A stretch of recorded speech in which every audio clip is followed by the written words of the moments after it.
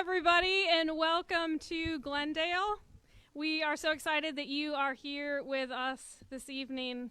My name is Stephanie Dodge. I'm the pastor here at Glendale, and we are very excited for all the work that is being done in our community. We're excited for the speakers that are here tonight, and for all of you who are here on our lawn, and for everyone who is watching us online today. I want to invite one of our lay leader here at Glendale to come up and just say a welcome message that we share every Sunday morning at Glendale.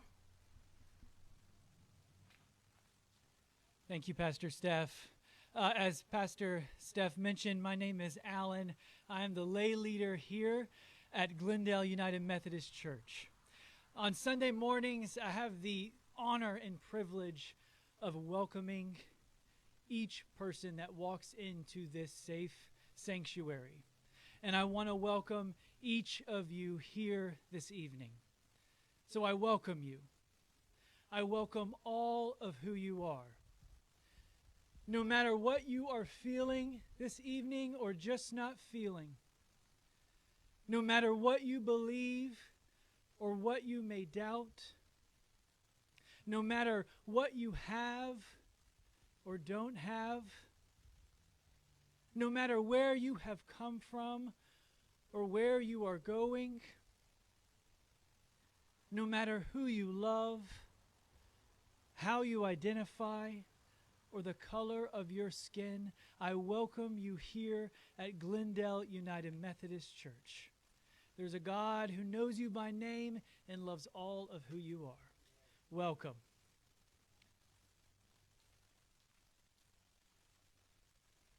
Amen. Thank you, Stephanie and Alan, for that introduction. I am Pastor Allison Gossett. I'm a pastor at Brentwood United Methodist Church, and I am here this afternoon to co-lead this Prophetic Speech anti-racism workshop with my dear friend and colleague, Reverend Keith Caldwell. He is former president of the NAACP for this area. He's a pastor at Q Memorial United Methodist Church and moving to C. Hubbard United Methodist Church in Nashville. And he has 30 years of community organizing experience. So, Keith, I'm excited to be here with you. Thank you, Allison. It's good to be here. It's great to see all of your beautiful faces, particularly as we discuss the issue that is a powder keg issue in this nation, and that's the issue of race. And we realize we are talking primarily to a churched people, but we are also talking to people at large. And even with this idea, I love this sign just above our heads, that we have really had to have people in the streets prolonged in order for Black Lives Matter to become mainstreamed, right? And but the idea that Black Lives Matter to me, it's an entry point. I go to the Genesis narrative of creation, where every human being is made in the image of God, the Imago Dei. And so that's more than matter. That is being fearfully and wonderfully made. So we're delighted about what we're going to do here. We have a fantastic panel, and we just are happy to be here. What, Allison, what? So, we are here this afternoon to really dig in deep. It may feel uncomfortable. We may use some words that perk up your ears and move you to a gut reaction, maybe anger or defensiveness or grief. We are here today because Keith and I have many years have noticed that white supremacy or white supremism, that idea that white, specifically straight, land-owning males are the supreme ideal being, chosen ruler of the universe, was adversely impacting our relationships. Racism is distilled from this white supremism. And this racism, this white supremism, was harming the ways we could grow in friendship as individuals, harming the ministry of our churches, and was obviously deeply harming Black and brown folks each and every day in a variety of ways, which we will explore today. So our invitation to you today is to lean in. When you get that kind of uncomfortable feeling, to take a deep breath and lean in just as Jesus leaned into ministry. Keith is going to talk about how this is a safe space, but it may be an uncomfortable space. And so we know that while we all have a right to be safe, we don't have a right to be comfortable. So we want to stretch you and bend you so that we can do some unlearning in order to do some relearning. So I want to walk through historically how we came to be where we are. So I want to do 500 years in about 10 minutes. All right. So we want to talk about, Allison mentioned the word white supremacy. And so a lot of times people begin to shut down when you say that word because they think that you're talking about tearing down white people. And what we're really talking about is deconstructing a 500-year legacy that has been embedded in unjust systems and structures and even public policy that has codified whiteness and put a hypervaluation on whiteness and a devaluation on everything else and regarded it as other. So I'm a preacher. Let's do a little call and response. Can you hear me on this? And so what happens is we want to go to 1492. What happened in 1492? Columbus sailed the ocean blue, right? And so we look at the doctrine of discovery. And the thing about it, in Spain, when Columbus was going out, Isabella and Ferdinand said, in order to be a citizen of Spain, that you have to be a Christian. And so people were being baptized in order to get citizenship rights. Well, what happened was they told the Jews and Moriscos are ostensibly Arab or African people, that because of the continuity of your bloodline, that your baptism is not complete. Now, we know that it is put in the mouth of Jesus that whosoever will, let them come. There's a academic named J. Cameron Carter it's a book called Race, a theological construction. It is beautiful, right? So J. Cameron Carter. And so he talks more about, so if your baptism isn't complete, then this subverts what Jesus told us 1,500 years earlier. And now Christianity ceased to be about a conversion of faith practices, and in that historical moment, it turned into a biopolitical reality. Christianity turned white in that moment. And it took the Christian origins, the Hebraic, out of Jerusalem and grounded them in the bloodlines of Europe. And so through the Atlantic, the voyage here on the Nina, the Pinta, and the Santa Maria, Christianity gets gutted out and replaced with the brutal legacy of white supremacy. But this ideology takes on all of the trappings of Christianity, all the iconography, all the names, and it would evolve into what we call an American civil religion today. So many of us are practicing an American civil religion that we are culturally Christian, but it is far from its ancient Hebraic roots, right? And so this is required in order to enslave the more than 4 million human beings that would be set free at the end of the Civil War. Because one human being cannot enslave another human being, there had to be dehumanization and an othering to take place. So this is what has happened. There was a split. We can come up to the 1700s with John Wesley as Methodist, and then you have Richard Allen and Absalom Jones getting up and walking out because of racism that's in the church. And then we can follow it and track it all the way here to Mr. George Floyd being in the street saying he can't breathe and calling for his mother, who's already been dead for 2 years, right? And so this is a dehumanization of all people who practice it. So I'm telling folks that if you are here because you want to help black people or brown people, then it's for the wrong reason.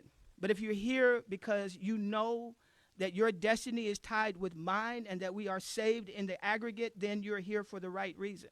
So this isn't something, don't even use the word allyship because it implies that you're doing something for someone else.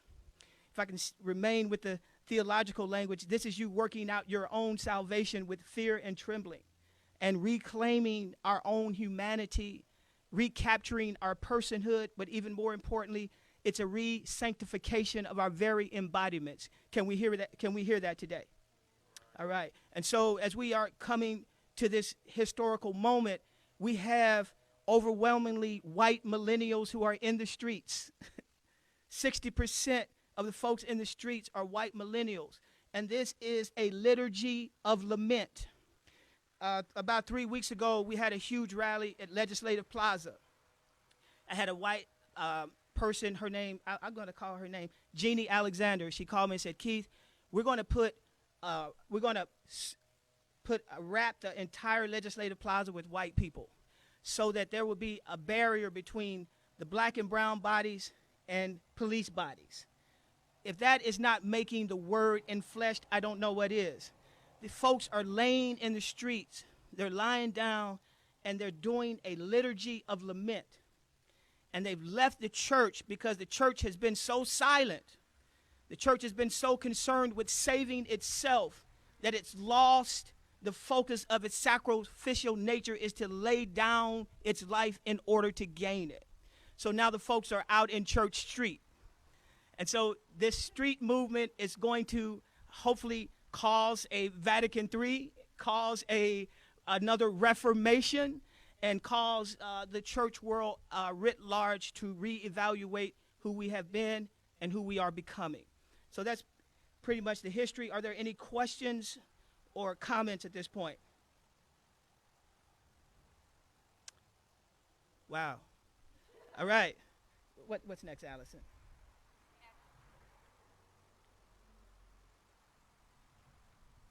Thank you, Keith, for getting our hearts and our minds turning.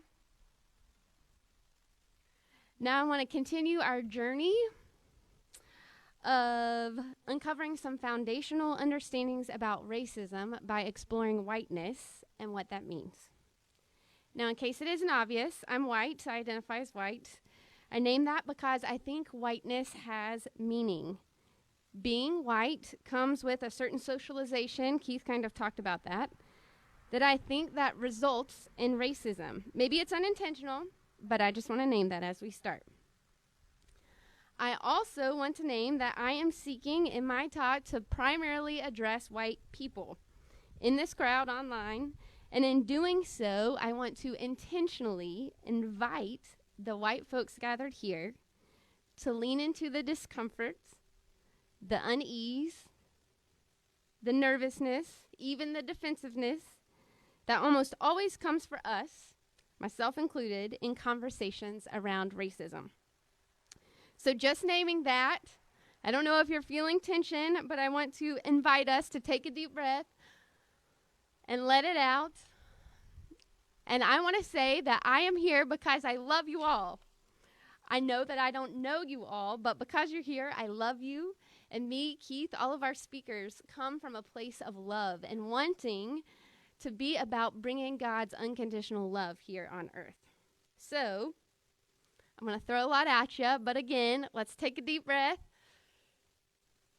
and let's let it out. And let's lean in as Jesus leaned in. And let's open our minds and let's open our hearts to what the Lord continues to say this afternoon. I don't know how many of you are familiar with the story of the rich young ruler in the book of Mark in the Bible. But I wanted to share this story because I think it's a decent intro into our conversation. As a short summary, a rich ruler comes to Jesus and he asks him, he says, "Good teacher, how do I inherit eternal life?" And Jesus replies, "Why do you call me good? Only God is good. You know the commandments. Do not murder. Do not commit adultery. Do not steal. Do not bear false witness. Do not defraud. Honor your father and mother." And the rich young man says back to Jesus, "Teacher, I have kept all these things. I have kept all these rules up from my youth. I have been a good person. I've followed the rules." And Jesus looks at him and says, "Well, okay, good job, but one thing you lack. Go and sell all that you possess and give it to the poor, and you will have treasure in heaven, and then come and follow me." But when the rich young ruler hears this, it says that he was saddened and he went away grieving. For he was one who owned much property, and well, he wasn't willing to give it up. White privilege. What is white privilege? It is complex, but in essence, white privilege is when white people have greater access to power and resources than people of color do, especially if they're in the same situation. It is a byproduct of the brutal legacy of white supremacy. White privilege is not the suggestion that white people have never struggled. It is not the assumption that everything a white person has accomplished is unearned. White privilege is the result of a built-in advantage. White privilege is not having to know that you're white. It is to think of yourself as racially unmarked, as normal, and those with darker skin as other. It's being able to easily find makeup and hair products that work for your skin and your hair. It's turning on the TV and seeing lots of people that look like you represented as lovable, heroic, endearing, and lead characters. White privilege subtly and covertly leads to the thinking that you as a white person, we as white people, are inherently better than people with black or brown skin. And because of the history and the current realities of white privilege, it gives us access to power and resources, better education, healthcare, lawyers, loans, job opportunities, you name it. And because we get used to all of this power and all of these resources, it leads us, and it certainly led our ancestors, to create rules and policies and procedures and uphold old rules and policies and procedures that help keep our power and resources for our white selves. We're going to hold on to those power and resources. It's a protective instinct. Remember our rich ruler? The rich ruler can do everything but let go of his riches. He can't let go of his power. I have deeply benefited from my own white privilege, and it has been so subtle in so many ways because it's just what I was used to as a white person. Things worked out the way that I expected it to because we have normalized white culture. We have normalized white privilege. Then, our privilege allows us certain comforts. For example, as white people, we don't really have to worry about being called racist slurs every day. We don't have to worry about automatically being docked points on a loan application. We don't have to really worry about being profiled by a police officer or a neighborhood vigilante as dangerous. Because of these comforts allowed us, only because of our skin color, it becomes very difficult for us as white people to address our own racism and the racist systems embedded in U.S. culture. We oftentimes shut down and disengage. Can you relate, maybe, folks out there? We like to change the narrative or steer the conversation in another direction when it turns to racism. We have come to a place of deeply ingrained, what Dr. Robin DiAngelo calls white fragility. Who out here has read the book, White Fragility by Dr. Robin DiAngelo? I highly recommend it. In this book, she talks about how it is difficult for us as white people to address racism, to even talk about it, because of the comfort we have found ourselves in, and because we like to think of ourselves as good individuals as opposed to bad individuals. So I want to dig in here. So who in here, who out in the interwebs, likes to think of themselves as a good person? Raise your hand if you're comfortable. I'm raising my hand because I'm a pastor. I do good. I'm definitely a good person, right? I mean, I'm just saying I don't want to mess with the good images that we have going on for ourselves, but this is what happens when we talk about racism and good people. When we grow up in communities that are primarily white, which is me and my history and statistically true for most white people, we reduce racism to an argument of good people versus bad people, or nice people versus mean people. We think of racists as mean people and good people as non-racist. You hanging with me? We say a racist is an individual person who consciously dislikes people based on race and is intentionally mean towards or excludes people of color. They are people that intentionally avoid black people. They call black folks derogatory names on purpose.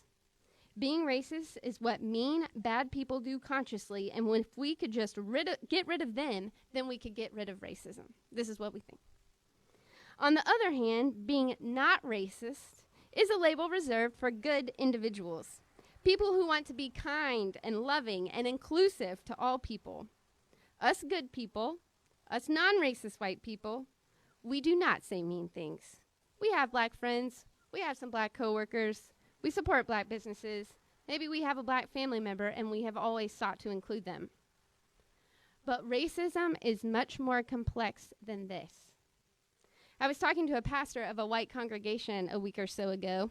She has a congregation of about 40 people, and she said she can get 35 people to show up on time in the right place to serve at the soup kitchen where they serve people of color.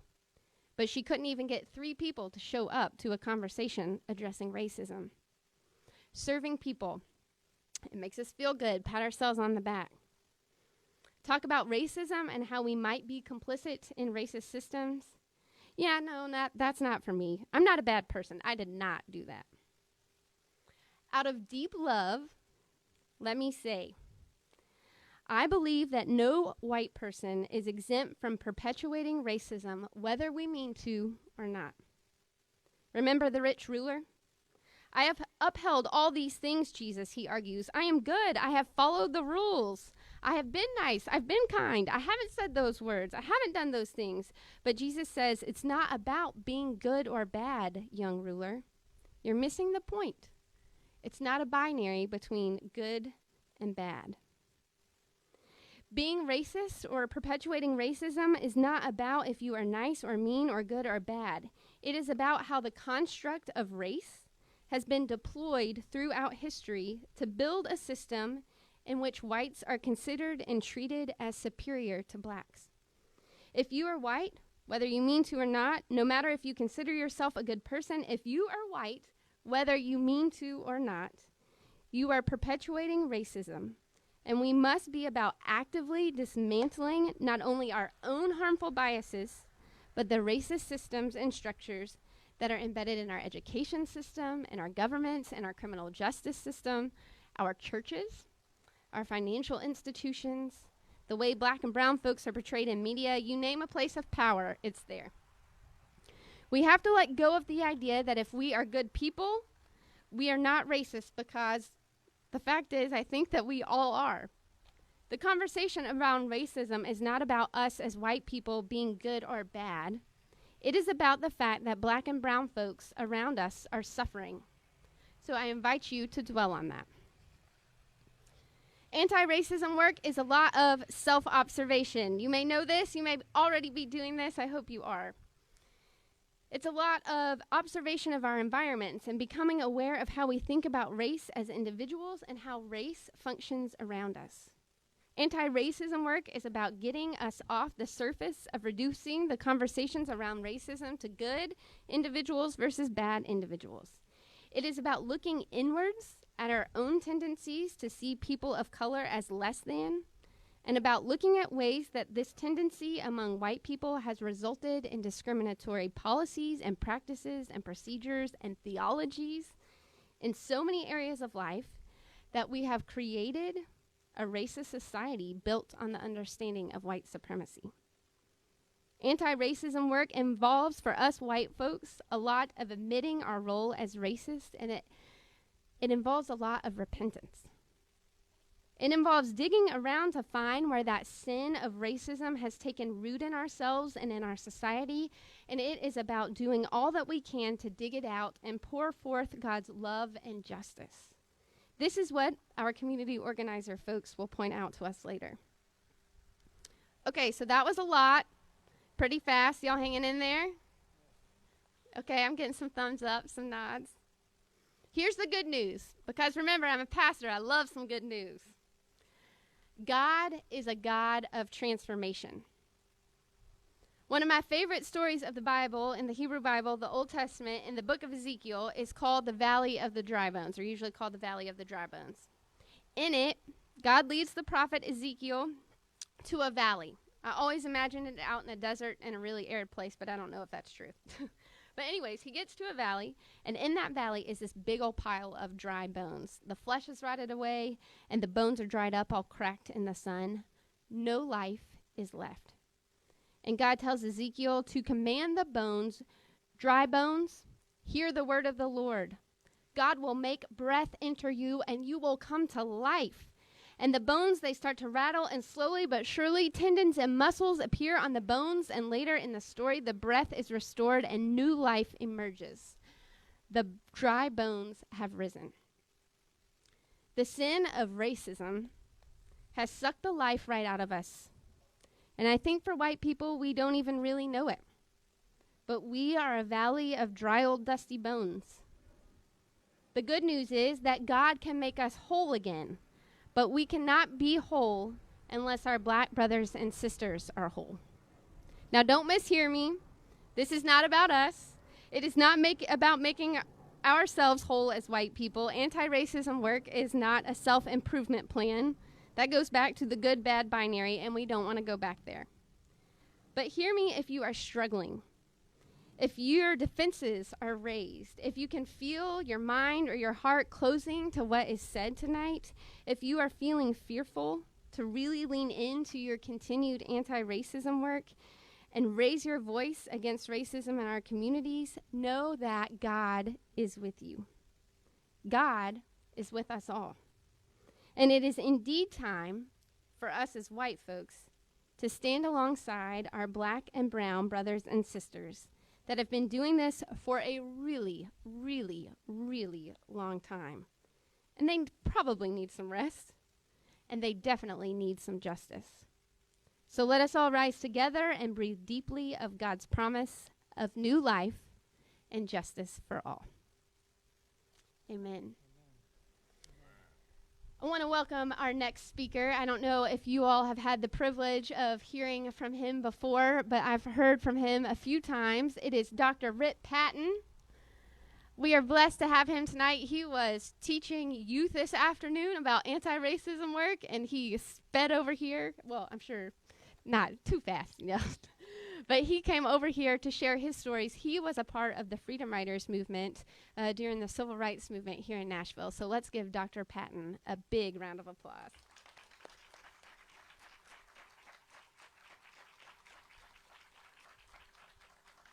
Thank you, and good evening to each and every one of you. At the end of this program, near the end, I see where we have Q&A.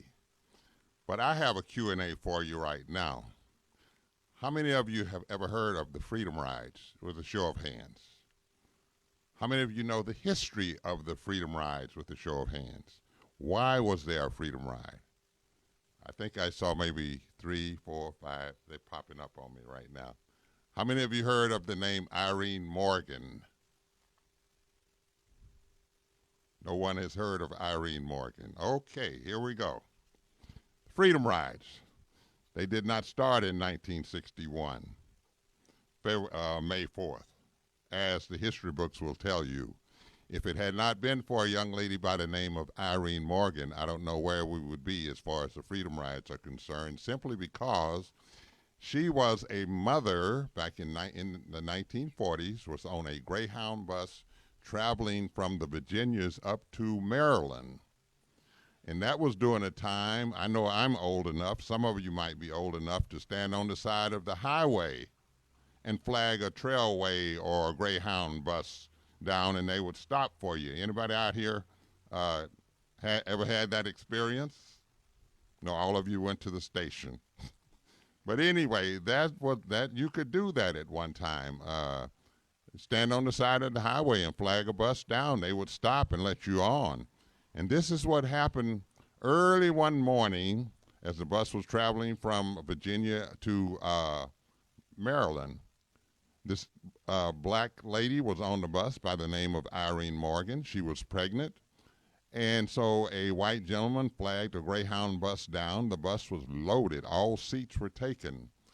And he got on the bus and so paid his fare. And the driver got up and went to Irene Morgan and asked her to give up her seat, or you have to give up your seat for this white man. She refused. She was arrested, She took her case all the way to the Supreme Court, and the Supreme Court, along with the ICC, said that the buses were integrated. And this was probably 1947. But the southern states never took those signs down, and the one thing that the Supreme Court forgot to do was to integrate the bus stations. They only integrated the buses. Shortly after that decision came down, there was what they called a riot of reconciliation. And one of the persons on that riot of reconciliation was none other than James Farmer. This was before James Farmer became head of CORE, C-O-R-E, Congress of Racial Equality. And so, as a matter of fact, one year, I believe, we celebrated the riot of reconciliation here in Nashville because one of the routes actually stopped here in Nashville, and we were down at the Capitol a few years ago to celebrate that. Eventually, James Farmer became the head of CORE, C-O-R-E, Congress of Racial Equality. And he knew that the bus stations in the South still had those signs, colored entrance, white entrance. And so he wanted to do something about it. And he decided to have a freedom ride through the South. And he asked for volunteers. One of the volunteers that was represented from Nashville was none other than my good friend John Lewis. Congressman John Lewis was a representative of the student movement here in Nashville. And I must tell you just a little something about the student movement here in Nashville. When the movement was first started, well, it started simply because SCLC, the Southern Christian Leadership Conference, was birthed in Atlanta, Georgia. And they invited ministers, before it was birthed, they invited ministers throughout the South to come south to Atlanta and be a part of the organization or organizing SCLC. One of the ministers that went down south was none other than the Reverend Kelly Miller Smith, who was the head pastor at First Baptist at Capitol Hill. He was elected as the first chaplain of SCLC, came back to Nashville and started what is called NCLC, the Nashville Christian Leadership Conference. Under the guidance and the suggestion of one James Lawson. Does that name mean anything to anyone? James Lawson? Just a show of hands, so I know that okay. Well, James Lawson suggested that this not be a black or colored movement or organization, because what he said that what they had planned to do in the future would need all of Nashville. This was before Nashville became metropolitan. We didn't come metro until, I think, 1964.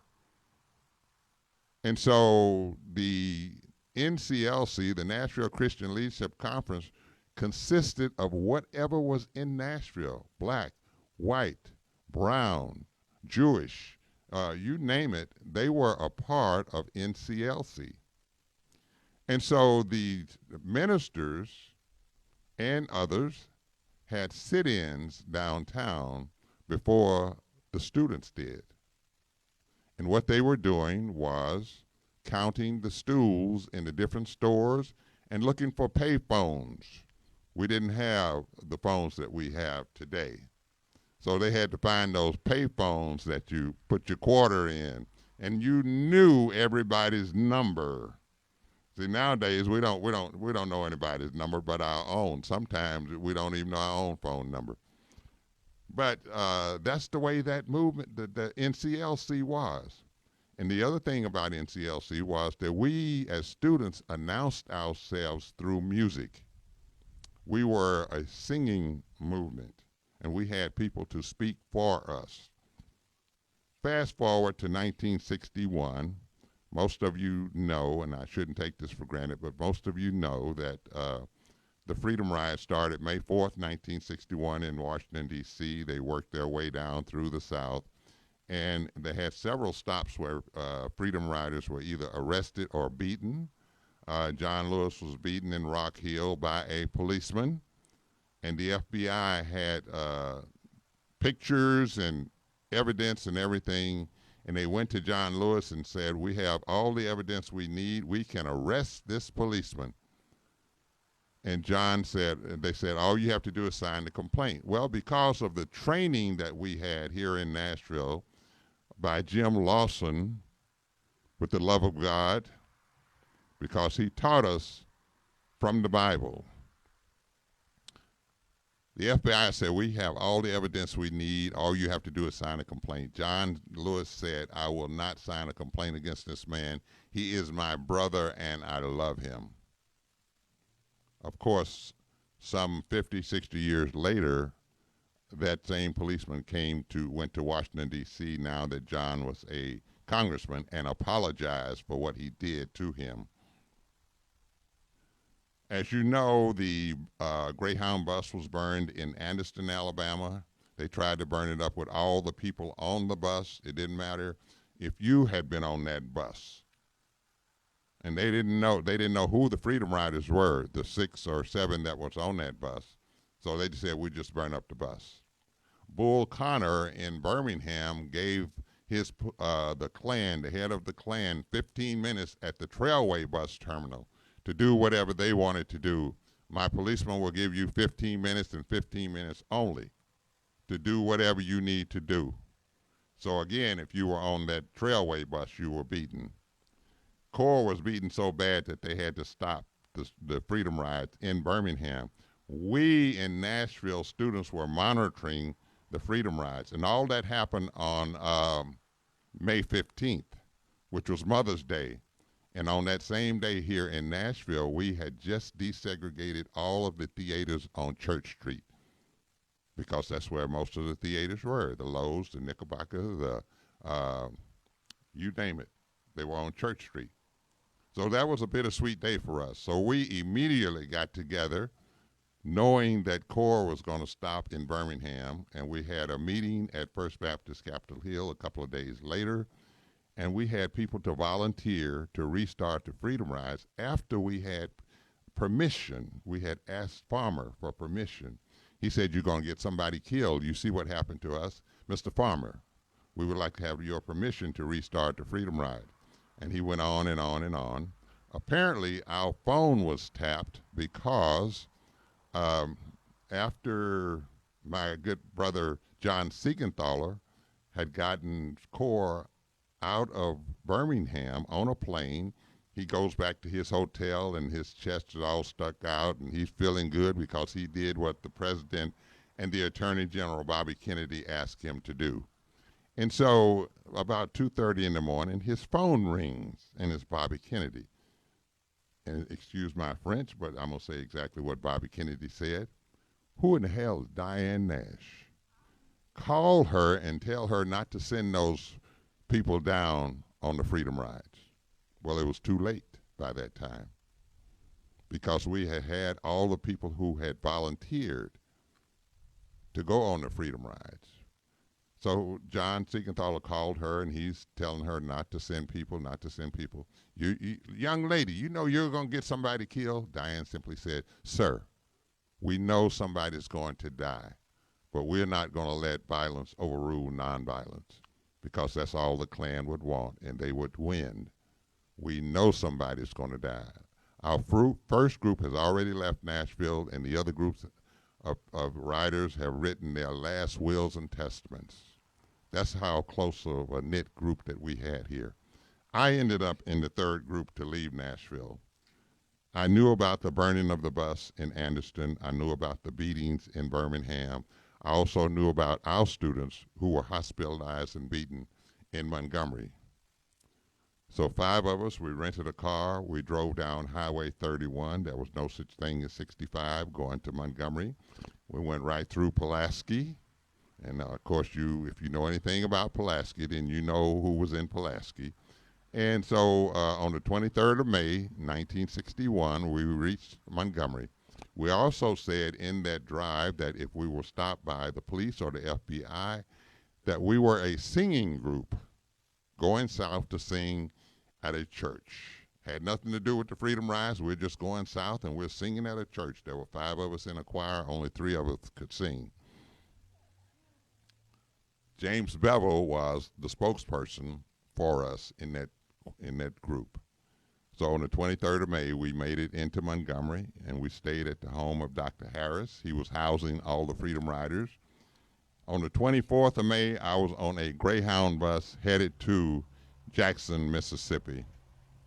Now, fast forward 50 years later, I get a phone call from one of the producers of the Oprah Winfrey Show. He asked me, he said, I have 3 questions for you. Why did you join the movement? Why did you go on the Freedom Rides? And were you afraid when you were going from Montgomery to Jackson, Mississippi? And I said, may I give you some history, my own personal history? He said, yes. So I started talking about the fact that I grew up in a segregated world. And so he accepted the history that I gave him to answer the 3 questions. A couple of months later, I get another phone call from Oprah Show, and it's a young lady, and she asked me the same 3 questions. And she said, I said, may I give you some history? She says, I don't want to hear history. I just want you to answer the questions. Mentally, I went all the way back to my training under Jim Lawson, because he taught us a lot from the Bible. I don't know why, it just clicked in at that time. I asked her, I said, do you have a Bible where you are sitting or whatever? She said, yes. I said, since you don't want to hear history, would you turn to Romans 12, 1 and 2? She said, yes, as to why I joined the movement. And it says, do not conform to this world. I said, I had conformed to segregation, but then I found out that do not conform to this world, but be transformed by the renewing of your mind. And so with the studies with Jim Lawson and letting me know that as a Nashvilleian that I can clean up my own house, I can help clean up my own house, which is Nashville, Tennessee. So she said, okay, I got it. Why did you go on the Freedom Ride? I said, well, go to Isaiah 6 and 8. And God said, who will go and represent us? And I said, send me, Lord, send me. Well, God already knew I was going. He didn't have to ask me the question because he knew I was going, because we had such a tight-knit group. I wasn't going to let the first and second group go without me coming down to relieve those who had been beaten and hospitalized. And so the third question was, well, you know you're going from Montgomery to Jackson, Mississippi, the worst state of all. You don't know what's going to happen to you. I said, well, that's the easiest one of all. I said, but I want to paraphrase it. She said, what is it? I said, that's the 23rd Psalm. And I said, I made just a little bit different, where it says, yea, though I'm walking through the valley of the shadow of the death, I will fear no evil. I said, yea, though I'm on a Greyhound bus riding through the shadow of death, I will fear no evil. And I don't know if I mentioned it when I first stood up, but Nashville was a singing movement. The student movement was a singing movement. And just about everything we did, we would sing about it. So between that Greyhound and Trailway bus, there were 27 of us total. We were arrested. John Lewis was my seatmate on the Greyhound bus. We were arrested. And once they put us in the bullpen at the city jail to take our mug shots, we started a song, because we knew that every 4 days there would be a group coming out of Nashville, from Nashville to Memphis, and then down to Jackson, Mississippi. Because during the sit-ins, we filled the city jail. That was our purpose, to make it hard on the city. And so we were going to do the same thing in Mississippi. We were going to fill those jails. Bernard walks up to not a microphone, but walks up to the gate where they had us housed, because they were going to take our mug shots. And the rest of us are standing behind him. And so I'm going to do a little thing here, if I may, just so you'll get the, well, that's all right. I can do it without moving the mic. We started a song. Bernard started a song.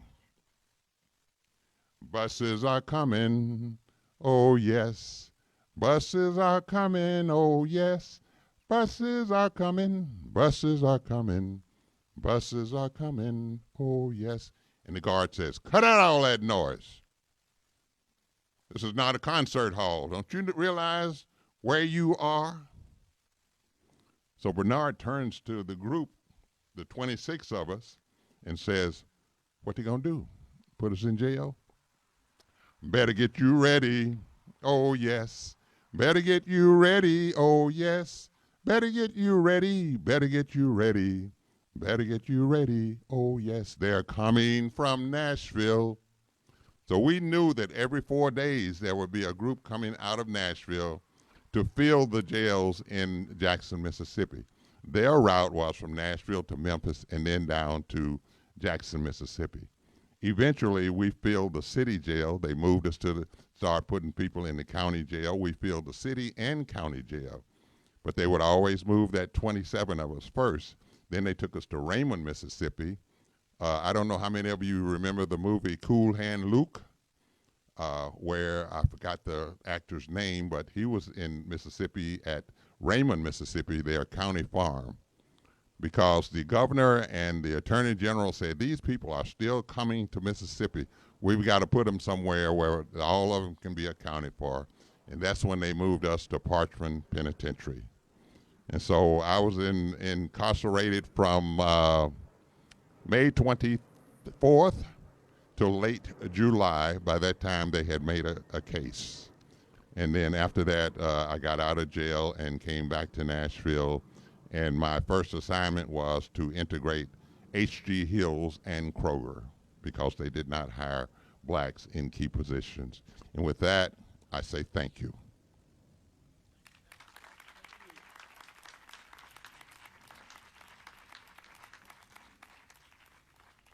Can we give another hand to Dr. Patton for that wonderful? I should mention I learned so much from him. I was a member at Gordon Memorial United Methodist Church, and you should hear him sing on Sundays. He's multifaceted. I've been tasked with the privilege of introducing our next speaker. So as Allison Gossett mentioned, she and I and Reverend Tamika Robertson, we all went to Vanderbilt Divinity together, and we started this thing called Seeing the Face of God. We took it from the Episcopal Church, and we went to Brentwood United Methodist to try it out. And so Sherrie Cavin and her husband, John, and were some of the first folks in the group. And Sherrie just turned to be, revolutionary. And we started having dinners, and the parishes and all of us, like once a month, that continue to this day. And so Sherrie is now doing some amazing things, and we just, please give her a hand as she comes up.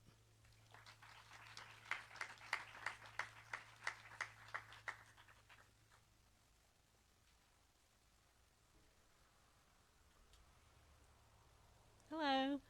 I am honored to be sharing the same stage as Dr. Patton. As Keith said, my name is Sherrie Cavin, and I'm a racist. So maybe you're wondering what I'm doing here on the stage. Let me share with you part of my story. Like most of you, I think of myself as a good person. I have done a lot of mission work through my church. I helped to start a nonprofit. Our family has dear friends who are native Ugandans, and we have worked with them for years to raise money and awareness around their orphanage in Uganda. We raised our children to love everyone, and we really tried to. But I lived in a bubble. Most of my adult life, I lived in the suburbs.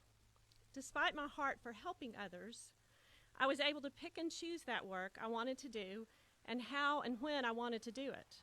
Because of proximity and choice, I was able to avoid seeing a lot of what was really going on in our society. When our two oldest children went to college in 2012 and 2014, they both came home talking about the racism they were seeing at college. I listened, but I didn't agree. I can remember saying stuff like, but Obama's president. It's so much better than when I was a kid. Affirmative action, etc. But my kids, thankfully, were relentless, with example after example and statistics. When Michael Brown was shot and killed in Ferguson in 2014, I could no longer ignore what my children were saying to me. I could finally hear. And I began a journey of learning for myself. I was horrified by what I discovered. Racism was very much alive and well in our country. How could I have lived this long without fully realizing this? How could I have gone to church faithfully my entire life and never really heard this issue discussed at church? Racism was clearly a sin. Why was no one talking about it? What I have learned and am continuing to learn is that racism is the water in which we all swim. Since we have always been in this water, we do not know anything different. We were born into a country who, up until 150 years ago, allowed people to own other people. In order for white people to stomach owning people with a darker skin color, they had to dehumanize the darker skinned people and make them different in some way. Sadly, churches and pastors played a large role in this dehumanization process, as did our government. The 3/5 compromise stated that people with black skin were only worth 3/5 the value of people with white skin. Sadly, this dehumanizing process did not end with the Emancipation Proclamation. The KKK formed, Jim Crow laws, racial segregation, redlining, and a myriad of social and institutional policies were developed to continue the false narrative that people with black skin were somehow different from people with white skin, somehow inferior. History books were filled with achievements of white people in this country, with little mentions of achievements by the black people. Strengthened by this false narrative, our institutions have created policies which ensured that we white people maintain the power in our society. So what did I do as I learned more about racism? I continued to listen to my children, who definitely knew more than I did on this subject, and who were also continually asking, where is the church in all of this? Why is the church not speaking up? I felt called to take action. Some friends and I talked with one of our pastors, Allison, Gossett, and we began to work with organizing classes on racism at our church. As I educated myself, I wanted to share what I was learning with others who I felt were like me, living in our own bubbles, able to keep ourselves apart from people who were suffering in our society. I did not really know what I was doing, but I just felt like I had to do something. My husband and I and some friends began worshiping monthly at a predominantly black church in Nashville. We started making friends in the black community. Eventually, we invited some of our new black friends and some of our white friends to come to our home for monthly dinners to discuss issues around race. Our friends with dark skin honored us, not only with their presence, but with their truth, as they shared stories about their lives and experiences. We had difficult conversations as we sheltered white friends learned what we had not known. Entering into the lives and the pain and the struggles, as well as the joy and tremendous faith and culture of our black friends, has changed us all profoundly in ways I have yet to fully know. We witnessed tremendous courage and vulnerability and wisdom and faith. We learned that while salvation is for everyone, if you are not free, I am not really free either. Around that table, we got a taste of freedom, of salvation, a taste of walls breaking down and hearts opening up and people breaking bread together and showing up for one another, despite our differences in background and culture, despite the difference in the color of our skin. We discovered what it was to become more fully human, and we got a glimpse at the divine. This is a path I will continue to my end, of learning to listen and to love and to open my heart, of asking other white people to listen as well, even when the asking can feel uncomfortable, of pushing the church to talk about racism, even when there is resistance, to start pulling myself up out of the waters of racism and finding a new way to travel. I would encourage you to seek out relationships with people who are different from you. I would encourage you to read and educate yourself on the history of racism and its present effects on our society. Learn about the ways our institutions perpetuate this lie and continue in unjust policies that not only harm, but as we have all seen recently, well, it's been continuing, but recently, even kill people in the black community. Refuse to be a part of these systems any longer. Vote and push for change. Educate those people around you, even if they push back and don't want to hear you at first. Look for the ways that you are called into action. Only white people can dismantle racism because we're the ones that built it. And we have a lot of work to do. I want to close with a quote from Austin Channing Brown that I find is really true. The work of anti-racism is a work of becoming a better human to other humans. May we all join together on this journey.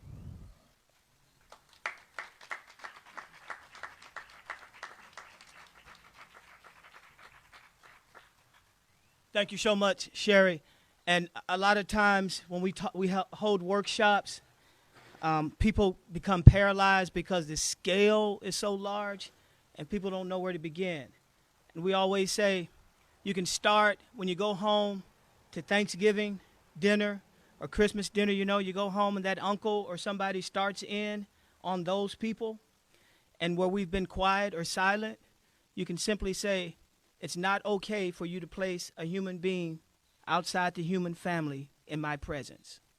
You don't need an advanced degree in critical race theory to do that. And I say that's the beginning, because now you've withdrawn consent, because our silence has been read as consent. So that's the beginning. And now your family will know that I no longer consent to placing human beings outside the human family. The next speaker we're going to bring up is Jamel Gooch. He is a dynamic young man who is a part of Gideon's Army. He does a lot of community organizing. He's also a board member for the Community Oversight Board. Let's give a hand for Jamel Gooch to come up.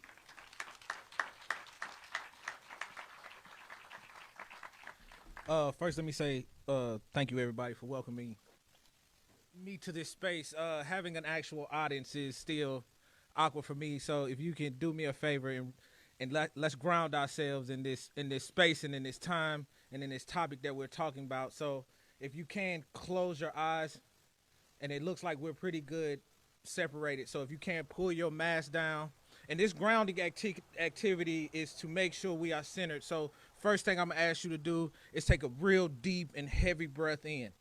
Count to 4 and breathe out. Eyes closed. We're grounding ourselves in this moment. One more time. Keep your eyes closed. And now I'm going to ask you to listen. Listen to the sound around you. Listen to the birds chirping. Listening to that breeze. Now I'm going to ask you to keep listening and engage with your imagination. I want you to hear that drum of change slowly drumming and beating behind the background of those birds. I want you to hear that change coming closer and closer and closer and closer to you. And before you open your eyes, I want you to visualize that change, and I want you to keep your ears open for that change. And now open your eyes.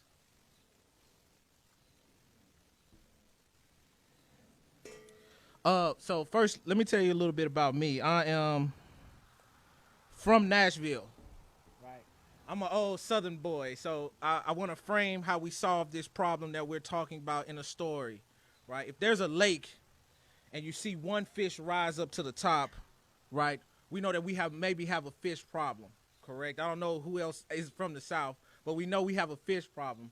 But then if you see 2, 3, 4, 8, 16 fish start rising out of the problem, out of the lake, what's the problem? The lake. Right? And somebody else tells me, where's the fresh water in a lake? It's at the ground, right? So we're trying to get to the groundwater by having this conversation. So this journey into anti-racism and this journey into movement work is based on getting through that toxic water and getting to the ground, right? Where that fresh water is. And sometimes we do a good job, in our systems, in our country, do a good job of addressing these problems at the fish level. And what I'm asking you to do is to think about the water, right? The systems, right? The toxic systems that are built upon things like racism, right? Owning capital through human bodies, right? Exploitations of workers. So I want you to keep that frame, because it's really easy in doing this work to start thinking about it as a fish problem, right? These fish are making bad decisions. These fish could have done something different. But it's hard to do two things, right? It's hard to explain a fish that is swimming in toxic water. It's also hard to tell a fish that is swimming in toxic water that literally their surrounding is killing them. So I want you to keep that frame, okay, as we go through this journey together. But I want to start by talking about one of my favorite biblical stories. Like I said before, I am a Southerner, right? I love church. I went to church my whole entire life, 3 times a week. Everybody in my church knew my name and my parents' names, which was very awkward when I did kid things. But there's one particular story that my pastor used to talk about all the time, and it's in Matthew, Mark, and Luke. And that story is of a friend group, right, carrying a paralyzed man on a bed. And what's in front of them is a line of people and a house. And what's in that house is Jesus Christ, right? The miracle, the solution to the problem that they're trying to solve. But the obstacles that are in front of them are people that are participating in the system as normal, right? But these men are desperate to get this miracle to their friend who is paralyzed on this bed. So what do? They take a radical and revolutionary step by climbing onto the roof, surpassing the crowd, surpassing the group norms, violating rules, and climbing up onto that roof. And what do? Dismantle the roof and drop their friend into the middle of where Jesus is sitting. And drop that. So what I want to center here is you tell me what kind of crimes they violated. You tell me what was the reaction of the people who were outside that home. What did they call for them to happen, right? But then on the opposite end, what happens next? That man is saved. A miracle is performed, and he walks back out through that crowd, walking and carrying the bed, correct? But what I also want you to center, and when you hear my voice, I am one of his friends, right? So when you hear this passion and this urgency to solving this problem, it's because I am trying to dismantle that roof.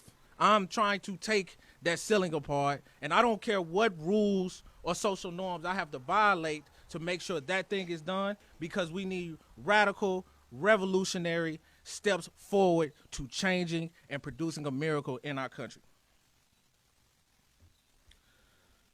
So first I would like to start with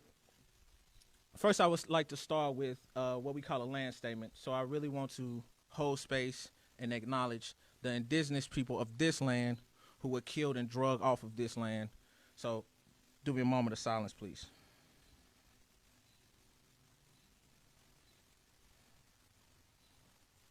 Thank you. First, I would like to mention what we are witnessing, watching, and what some of us are participating in this current moment. People across our country and in our communities are rising up. They're rising up against that norm that we talked about earlier, and they're rising up in defense of Black lives and demanding a radical change to how our country views public safety. I want to even frame further what the violence that Dr. Patton, who spoke before me, experienced. Right? He experienced state-sanctioned violence, where the police were used as a force against the change that he was committing his life to. And this is not something that is not based in what we believe is American, correct? Very specifically in Tennessee, before we were founded as a state, we was an extension of the Carolina colonies. And what's very special about the Carolina colonies is that is where organized policing patrols first came about. They first were organized in 1706 to literally return enslaved Africans to their slavers and defer all other African slaves from rising up and stealing themselves. The miracle that we talked about before.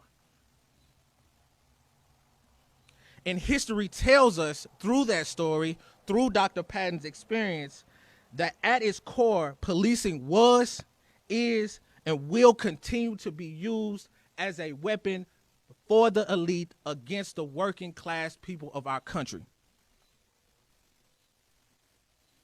One of the many tasks that our people, you all, the community, and hopefully the church, is ordered to do in this moment is to rectify the harm that policing in cages in our world has committed against Black, brown, and indigenous people, right? Allow me to be clear. This cannot happen without trying and committing to a radical change and a revolutionary sacrifice, right? A sacrifice of your norms, a sacrifice of what makes you comfortable, a sacrifice of your fragileness, a sacrifice of what you are rooted in. Like we talked about before, where's the fresh water? It's at the ground. So I want to paint this world for you, and I'm going to ask you one question, and then I'm going to be done. What would it look like if we expanded the idea of what public safety is? What would it look like if those ideas around public safety included a livable wage, fully funded schools, affordable housing, free health care, and accessible and affordable child care? What would that world look like? And today, I'm calling you all in to use your imagination and your community resilience to start to imagine what a cop-free world would look like. Thank you.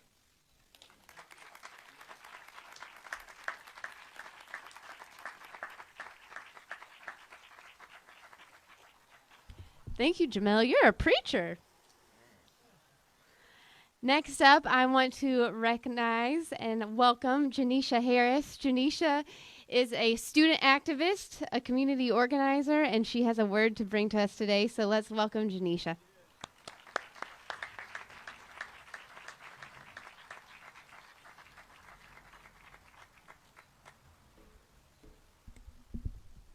If we can start off with a moment of silence for the people who have been callously taken away from us over the past month.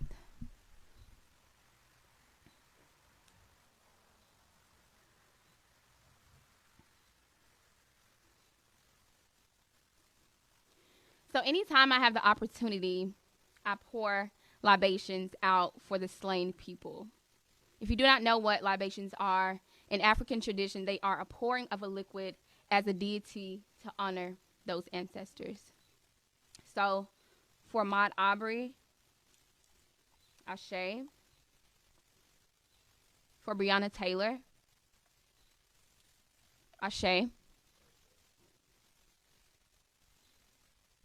Every time I do that, I get so emotional.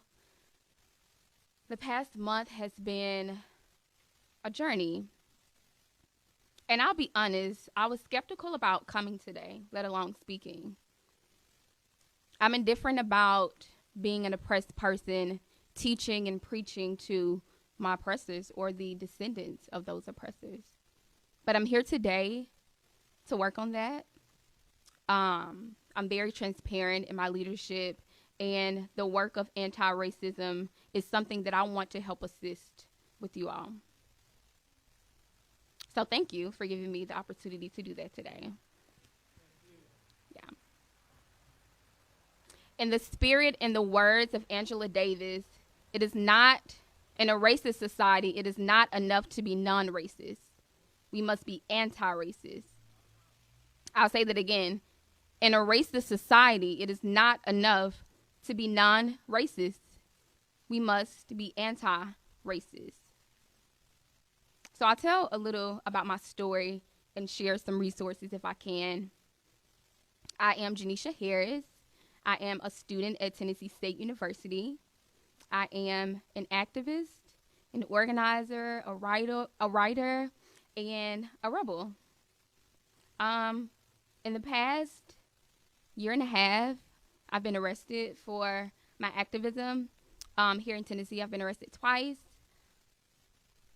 More recently, a warrant was given to me. It was actually rescinded before it could go through, but the SWAT team was called to my apartment, and the entire state of Tennessee has put this target on my back for speaking out. A multitudinous amount of death threats on my life for speaking out. And I find myself so disgusted and confused that I do this work and that the people who are actively playing a part into my oppression are also trying to take away my life for just simply speaking out. And so the past couple of years of my activism has been quite a journey. I've actually been banned from the Capitol for about a year and a half now for my activism, which was a result of my second arrest. Today, I want to encourage the work of anti-racism, all things anti-racism. In the spirit and the words of one of my heroes, Malcolm X, there's a quote that says that racism is like a Cadillac. There's a new version, a new kind every single year. And so we see that with Mike Brown. We see that with Trayvon Martin. We see that with all of the people that are callously taken away from us every year, every day, every second. But when is it going to change? And so today, I want to be a part of the process to help you all with this anti-racist work. And so I have some resources. If you have your pen, paper, or phone, you can look up wherechangestarted.com. That's wherechangestarted.com. And they have resources. They have a kit, an anti-racist kit that has a memo on getting started into anti-racism, understanding what is expected of you in this journey of anti-racism, the 4 stages of becoming an anti-racist, and an illustration of the structure of white supremacy. And so I want to talk about the steps really quickly to being an anti-racist. It's really, really simple 4 steps. Actually, very not simple. I'm sorry. Number 1, awareness. This is your initial awakening to the racial injustices around you. You are not only finally able to see that they exist, but you play a part in stopping the cycle by becoming an anti-racist. Education. This is where you become an intentional student in this work. A lot of people talk about the work. We hear that a lot, the work. But what is the work? And in order to do the work, you have to know how the work operates. You have to know how the system operates. And you have to know the role that you play in the system. And so education is a big part. Number 3 is self-integration. Now, this is the stage where the real self-work begins. This is where you disarm yourself on the racist tools of defense that you've been used by the bypass of the work of anti-racism and harm people of color in your efforts. Self-integration is a skill and a process. Being effective and efficient at this stage takes time and practice. So self-interrogation is the stage and the process where you take a look in the mirror. When we think about racism, a lot of people see white sheets and Nazis. But that's not really all. We have racist teachers. We have racist preachers. We have racist grocery store workers. We have racist judges, racist lawyers. And a lot of times, white people don't even realize their part in the racism because they think that they're nice and that they smile at black people and they give us favors and they are just nice. But the specifics of racism can be embedded in you and you not even know it. So it's important that you take that hard look in the mirror through the 3rd phase, the 3rd step, self-interrogation to figure out. And last but not least, community action. Everybody say that with me, community action. I feel that this is the most important part. Each phases are equally important, but community action is where the work actually gets done.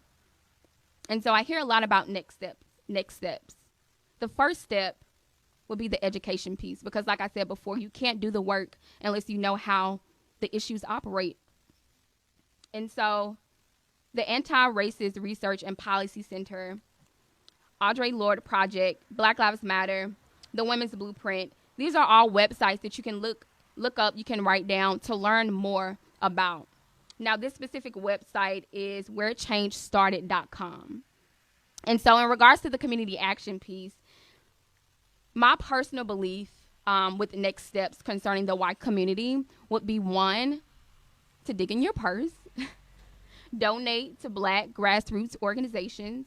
Number 2 would be to volunteer, help out a black grassroots organization, find out what they need, find out what they're lacking, and be a hand, be a resource. And so if you don't know any Black grassroots organizations, Jamel was a great example of Gideon's Army. They're doing the groundwork right here in North Nashville. You have Black Lives Matter Nashville. You have Free Hearts Org. So many organizations that you can look into to donate, to volunteer, and to support in order for this journey to come to fruition. And so that's just a little bit about my story. And some of the few resources that you all can take in the journey of anti-racist work. Yeah.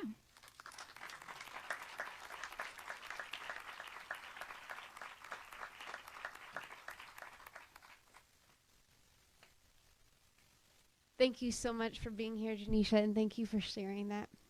Truly. The next person that is a community organizer, is he back there? Okay. Is Nick Cavin. Nick, come on up. He is son of Sherrie Cavin, who spoke earlier. But in his own right, he is a community organizer here in Nashville. He works with the Community Oversight Board now and helped get the Community Oversight Board that Jamel sits on brought to Nashville. So Nick, welcome and thank you for being here.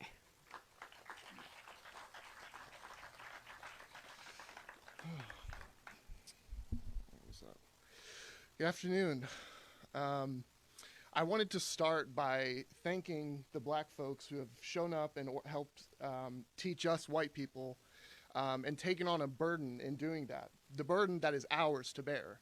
White supremacy is our problem, and yet we're having Black folk lead us in how to undo that racism. So I just wanted to acknowledge that. And so I'm going to speak to white folks. I want to talk about what we as white people can do to begin to dismantle this racist system in which we are a part of. So when I started organizing, I was taught this organizing paradigm about how we always need to be educating ourselves, taking action, and then reflecting. So those 3 steps are critical in order to start to dismantle white supremacy. So the first step is always to educate yourself. We can't go into battle, we can't fight the system if we don't understand what it is. So we need to learn about our deep history of racism in this country and how it's still very present today and how that legacy has continued. But we need to not only focus on the national and issues, but also the local issues. We need to know that Jacquees Clemens and Daniel Hambrick were shot in the back by Metro Nashville police officers. We need to know that these problems are not some vague thing that affects people of color, but it's specific to our community. So that's the first step, is educate yourself. The second step is to, once you understand the problem, we need to start to take action. So that looks like all kinds of different things, and it's specific to who you are and who your community is. So that may look like, I just passed, when I was coming up here, a group of white people predominantly protesting and supporting Black Lives Matter by holding up signs. It can be something that small, but we need to be constantly educating ourselves and then taking action based off that education. And then the third step that we need to do is to reflect. So after we educate ourselves, we take an action, we need to sit and think about, what did that action accomplish? How did that lead to dismantling racism? Was it positive? Were there bad things that happened because of it? And then we need to seek out feedback. So we need to constantly be doing these 3 things: educate, act, and reflect. And you kind of do them all simultaneously. When you take action, you're going to learn. When you learn, you're going to want to take action. So it's kind of fluid, but it's important that we don't get stuck in any of those 1-3 realms. So we don't just stick in educating ourselves and never taking action, so that we don't just act without really understanding what the problems are.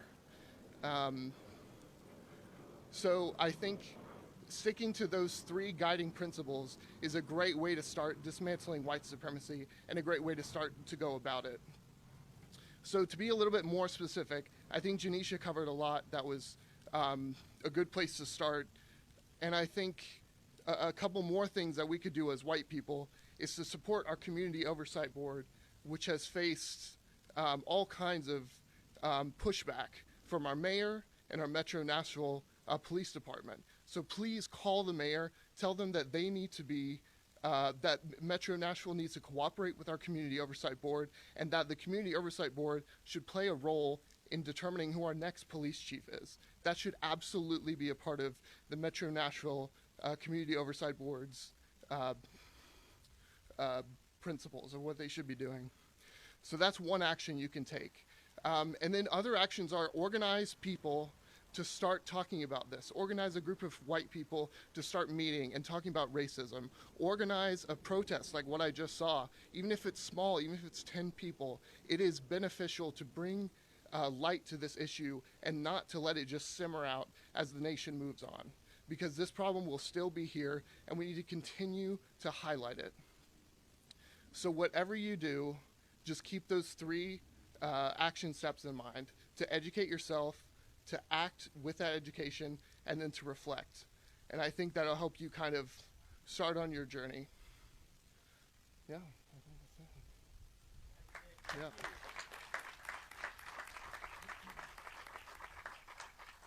I want to invite all of our speakers to come up for some Q&A.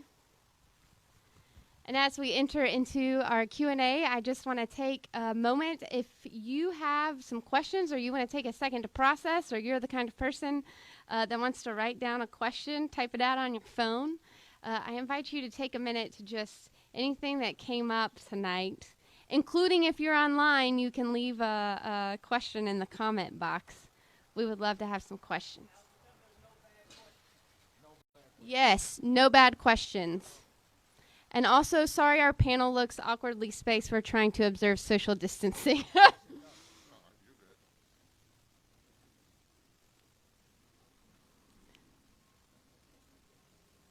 Before we get started, I want to open this time in prayer.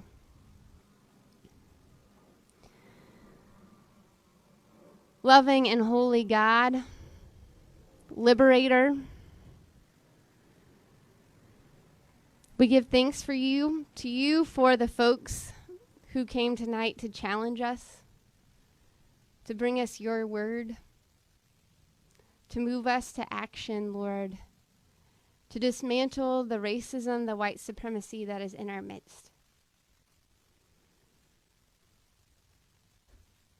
God, we pray that this is a time of coming together, that we might lament the racism that is going on in our country, in our own community, and that we as white folks, God, we repent of the ways that we have been complacent to that racism, whether consciously or unconsciously, God. We repent of the ways that we have failed to address racism. God, we lift these prayers in this time up to you. We lift up this time of conversation. May seeds of justice be planted that they might come to fruition. It's in your son's name, Jesus, that we pray. Amen. All right, so that folks online can hear, and since this is a wired mic, what we're going to do is I'm going to call for questions, and if you have one, and if I need to come to you, somebody will have the mic, but I'll repeat it so everybody can hear the questions on the mic, and then whoever feels called as a speaker to answer can holler up. You can scoot up if you want. Okay. Okay, did you have a question?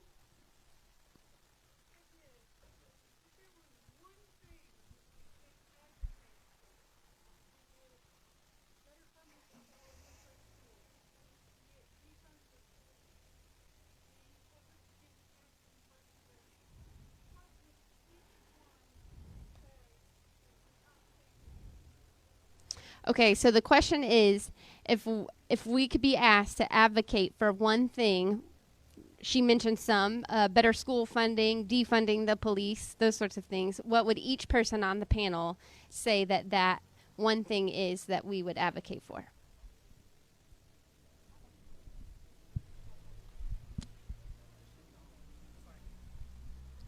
I always like to say that Black people, we are a specific people with specific issues that need specific solutions, but we have so many problems that oftentimes for me, it's really hard to just pick one. but a lot of the issues are connected and they all correlate. I think in light of the police brutality, I think to answer your question, my suggestion would be help support with defunding the police. Just in light of all of the police brutality. Again, we have so many issues that need so many solutions. A lot of those issues are correlated and connected, but I think in light of the police brutality, my suggestion would be defunding the police locally.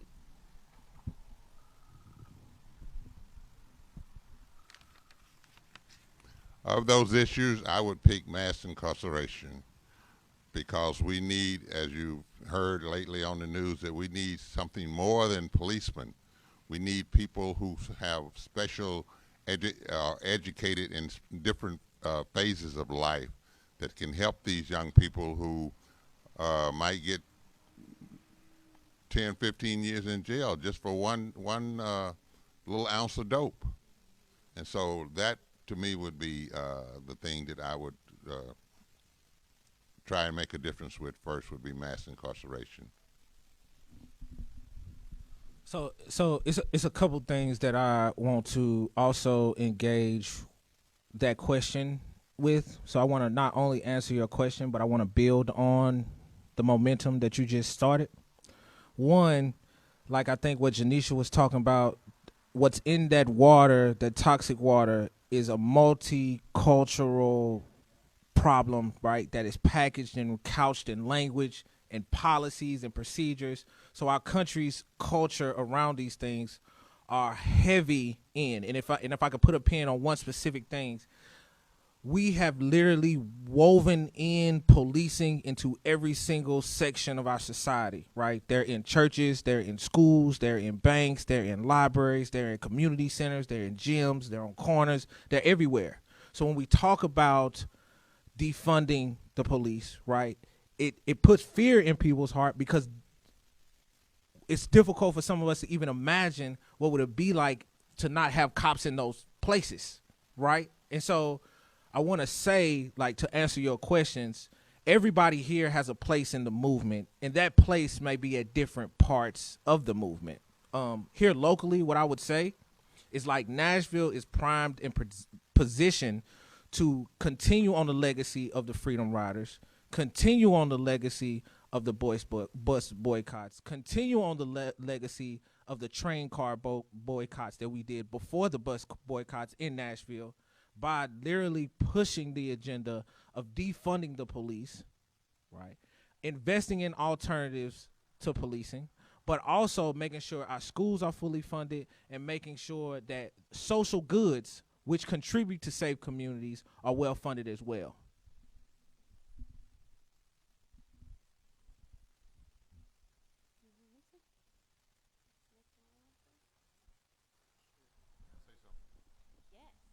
I don't know about you, but when I grew up in North Nashville near the Bethlehem Center, I grew up at a time when policemen walked the beat. Nowadays, we don't have policemen walking the beat. And we got to know the policemen that were in our community, and they knew us. And so we had something to look up to, because we would stop, and as young people, we stop and talk to the police. They talked to us.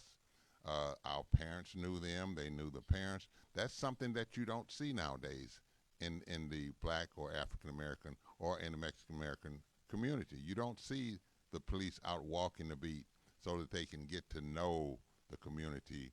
And I think if we went back to that, they would know that if a young man was doing something, they would have an idea as to whether or not he needs to go to jail, or if he needs to go to the hospital, or if he needs to go somewhere where he can be treated, instead of taking him to jail and he's got to sit there for I don't know how long. So we had that when I was coming up. And you don't see policemen walking the beat nowadays. And I'll put a period right there.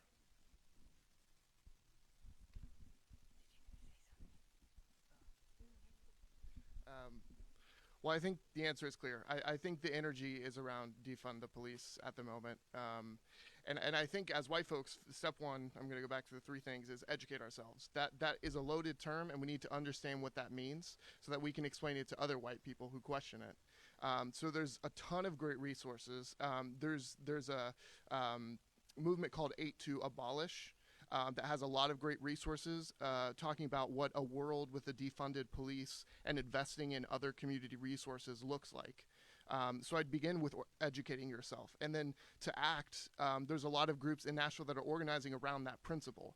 So there's the Nashville People's Budget, which is organizing around locally in Nashville to invest in other community resources instead of only the police department.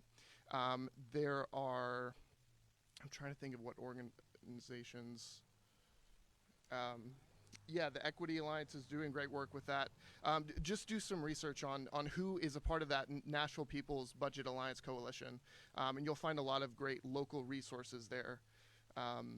Yeah, so that's what I'd say are the next steps on that. Anybody else? Other questions, folks? All right, next question. Back in the back.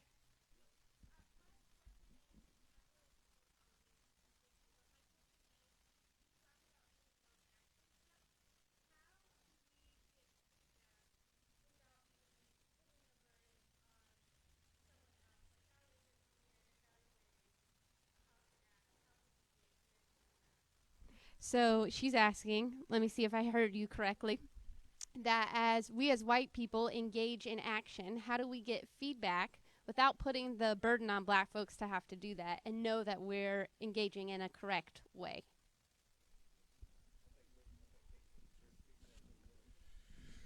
Yeah, that's a great question. And I think it is important to be in relationship with other white people who are doing this work. And that's going to be your best resource without putting that burden on black people and other people of color. It's not perfect. White people are never going to be able to fully comprehend and speak to and understand all the dynamics, but it is the best way to do it, so we're not encouraging more harm and more burden put on black people and people of color. So I know that that's hard to kind of start if you don't necessarily know anybody right now. But I mean, I would say just begin creating that community. If it's a reading group, if it's I don't know, some other kind of group of folks who are interested in learning and discussing this. And then there's also a group called Showing Up for Racial Justice. And so they're a group of white folks who organize white folks to dismantle white supremacy. And you can message them on Facebook, and they're happy to give feedback on events you try and host, or actions you've been a part of, or reading groups or whatever. So they're another resource. So yeah, I think really try and look to other white people you can put the burden on first before seeking out others.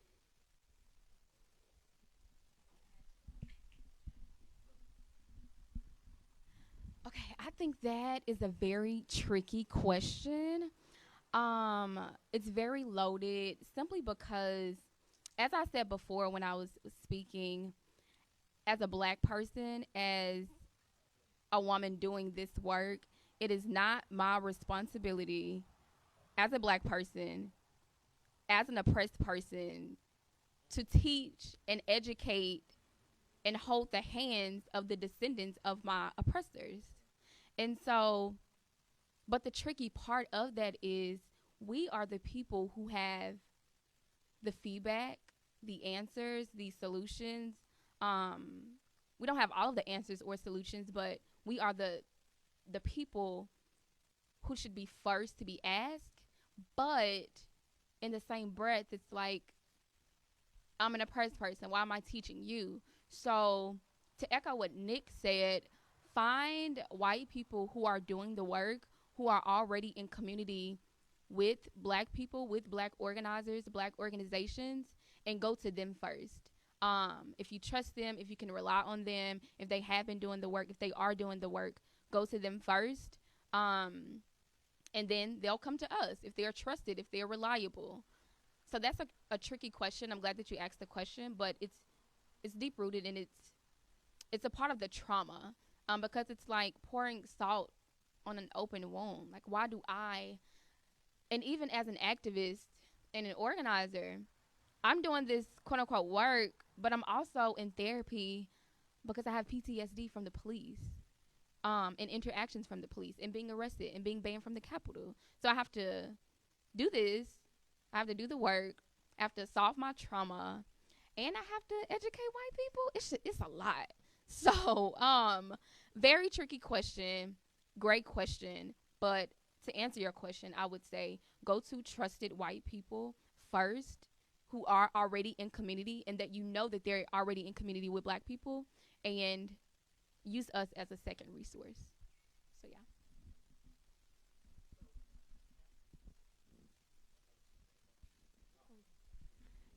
Janet.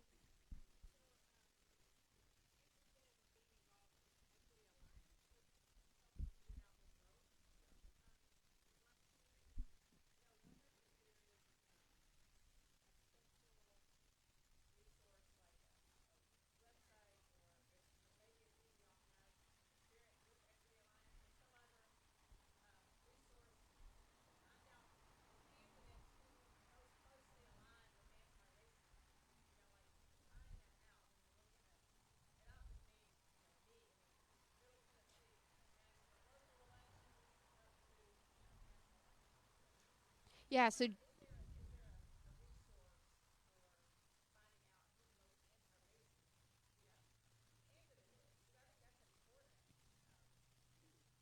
absolutely. Janet uses the resource of the Equity Alliance to look for who to vote for, but she's asking if there's another resource that's more all-encompassing maybe, or another resource that lists specifically candidates that are most anti-racist. That would be the suggestion of who to vote for during elections. There is one on policy through the Urban League of Middle Tennessee. So you can go, they have a white paper, and it wouldn't necessarily delineate racism, but it looks at how voting practices. So there's one on policy, the Urban League of Tennessee. Did you say Nashville, Tennessee? Tennessee. Middle Tennessee. The Urban League of Middle Tennessee. It's a white paper, Jamel said. Yeah, sure. I actually interned for the Equity Alliance last summer as a community organizer within a program that we started for voting rights here in Tennessee. The website for the Equity Alliance, I'm looking at it right now, it's actually theequityalliance.org. So that's theequityalliance.org.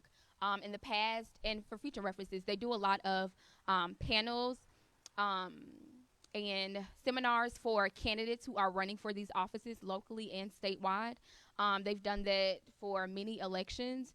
And there you can ask the tough questions for these candidates who are running, for our support.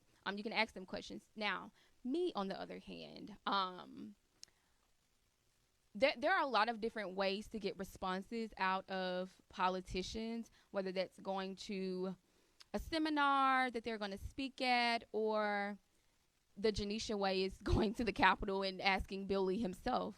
There are many different ways, but find out who your representatives are. A lot of people don't even know who their city council person is or their state representative is for the district that they live in. A lot of people don't even know what district they live in. I can actually look up the website right now, but there's a website that actually you put your information in, simple information, and they pull up your district, your representatives, locally, statewide, and federally. So that's a resource to find out who these people are. And it's just simple things, going to their website, going to appearances that they're going to be at. If they're already elected, calling their phone, emailing them. They look at these things. I've worked in these places. We actually look and respect the feedback that people are given. So it's a lot of things. But if you want rapid answers, go to the Capitol. Go to their offices, write a letter, hand it to them. They're probably not going to respond, but silence is also violence. So if they don't respond, then you know where they stand. So.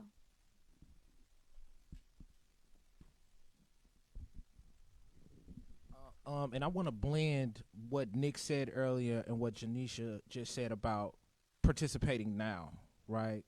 Nick talked about creating groups where we're having conversations and continuously learning about anti-racism, and those groups could literally start organizing from the ground up to be able to identify people who are anti-racist. But I want you to, once again, push yourself to see it as a lake problem, right? These politicians are still people, and all of us are indoctrinated with the ideas of anti-blackness.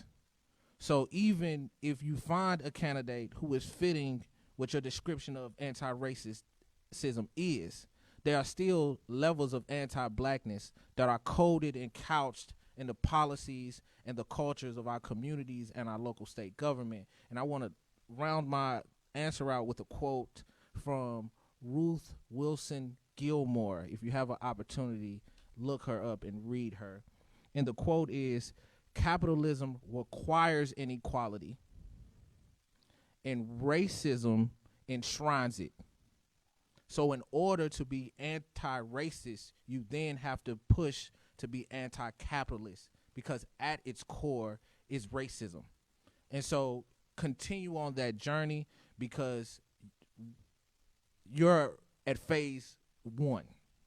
And so in order to identify those folks who won't then continuously replicate this same system of abuse and death of brown, black, and indigenous bodies, got to keep working towards it.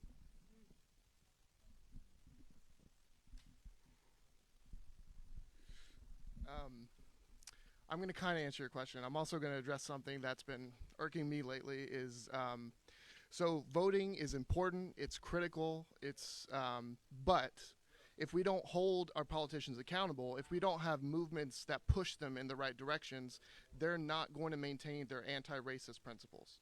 So, and to be explicit, I mean, in a lot of these big cities where black people are being killed by the police departments, they have Democrats as their mayors. So voting alone is not going to solve this issue. We have to maintain pressure. We have to call our representatives and tell them that, okay, I voted for you, and now I want you to keep your promise. So voting is the first step, but we keep the pressure on afterwards.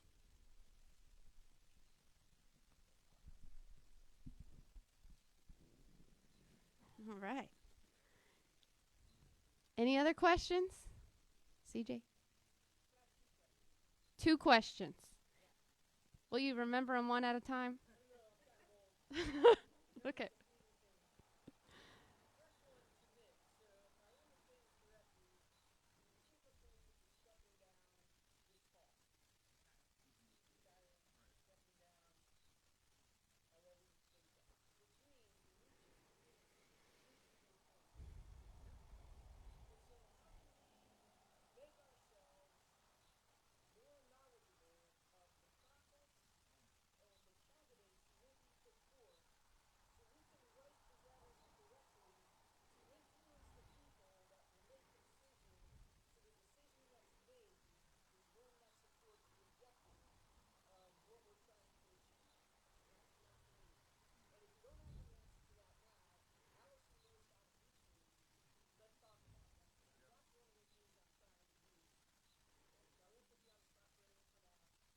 Well, do you want to answer it now? Does anybody want to answer it now? Keith wants to answer it. So the question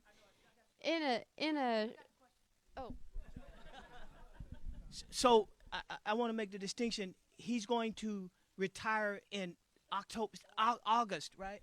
And so, but the thing is, we don't want him to get the choice to retire. He has been so violent.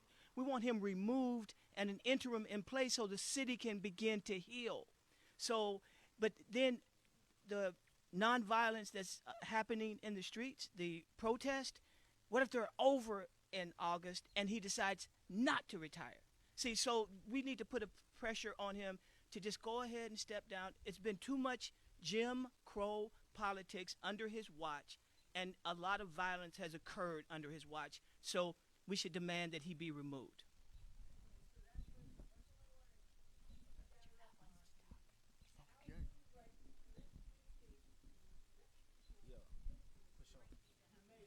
Mayor.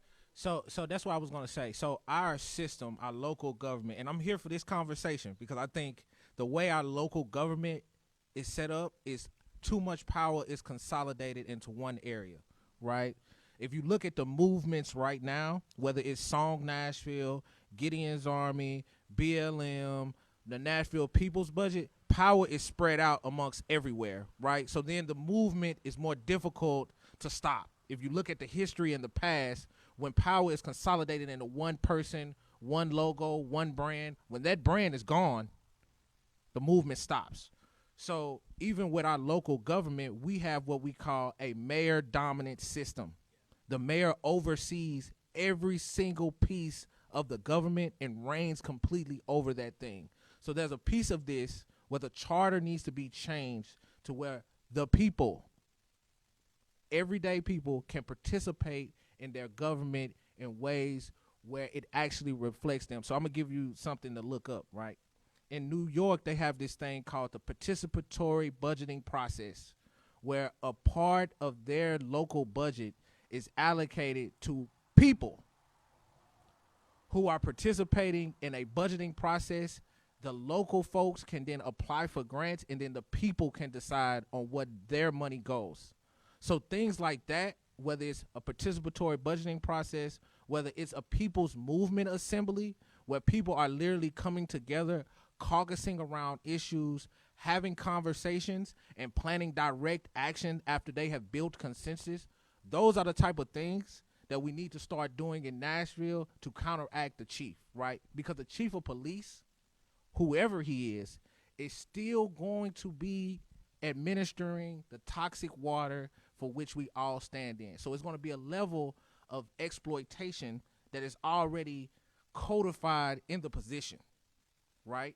And so what I'm asking you and what I'm calling you in to do is to think about it where we are organizing people first, right? I know we want to jump to talking about voting and political officials and putting pressure on them, but what we got to start with first is literally building community and people power through participation in the government together.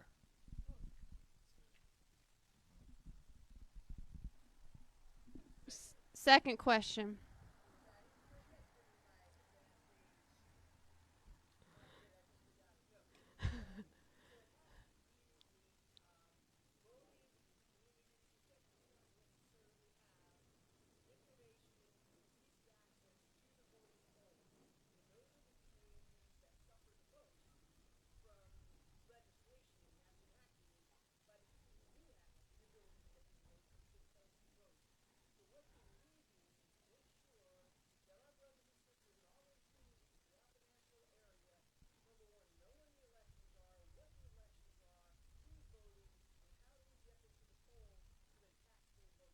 So it's a question of voter access. So there's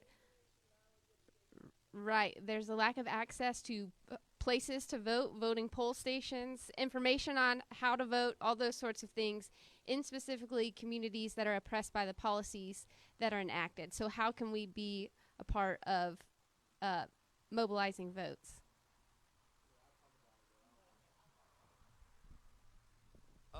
And so I think in your question, I want to give you kind of like a case study. India, right? If we look at how they got all of their people to vote, right? I mean, literally taking voting machines into remote villages in a way that had to take extreme organizing and extreme community lift before it happened. And then I also want to, I guess the thing with the question is, it's the assumption that we don't want to vote. And so I also want to say, my young people, right, don't get excited over elections because they're voting for the same thing.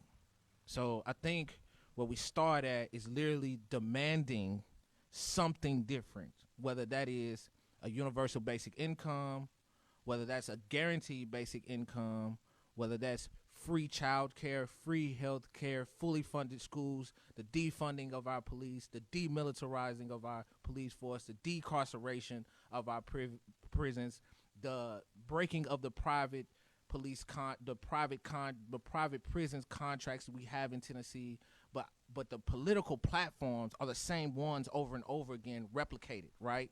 So that's boring. So my young people get excited when you talk about new things, right? Whether it's new forms of accountability, new ways they can participate in getting food for their folks, just new things. So that's what I want to challenge folks to do, is really engage in that creativity and work to set the political platform that these people are running on, because they're only reflecting public knowledge about what we think are solutions.